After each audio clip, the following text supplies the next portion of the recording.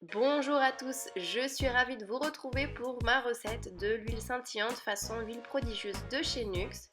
Donc pour commencer, je viens prendre de l'huile de carotte. Donc au niveau de la quantité, je n'ai pas trop de détails à vous donner, tout simplement c'est en fonction de la quantité, la taille de votre flacon. Je viens ensuite ajouter de l'huile de karité.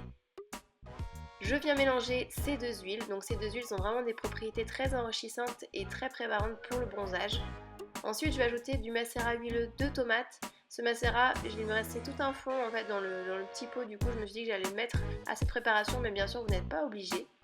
Pour donner le côté un petit peu brillant, je viens mettre du mica naturel, donc moi j'ai du blanc, mais si vous voulez vraiment faire l'huile prodigieuse vraiment à fond, il faut mettre du mica or, vous pouvez en retrouver bien sûr sur Aromazone.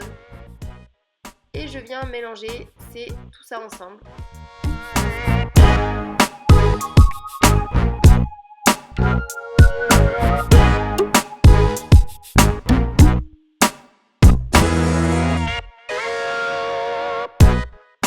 Une fois que tout ça est bien mélangé, je vais venir ajouter un actif cosmétique, donc ça c'est de l'oligo-bronze. Vous n'êtes bien sûr pas obligé de mettre ça. Moi j'en ai mis parce que je me suis dit que ça allait préparer ma peau au soleil.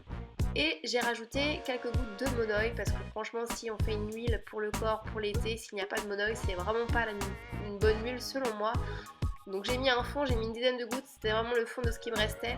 Mais après vous pouvez être plus ou moins de gouttes selon ce que vous aimez. Je viens mélanger le tout et vous allez voir, la recette est tellement simple que c'est déjà fini. Donc vous voyez à quoi ça ressemble.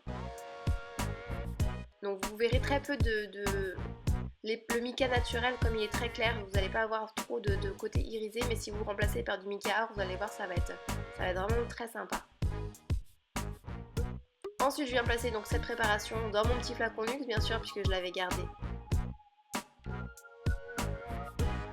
Voilà, n'hésitez pas à partager la recette si vous l'avez trouvée sympa ou à la refaire et à me dire en commentaire ou sur les réseaux sociaux. J'espère que ça vous aura plu en tout cas. N'hésitez pas à mettre plein de petits pouces, à mettre des petits commentaires et puis moi je vous dis à très vite. Ciao!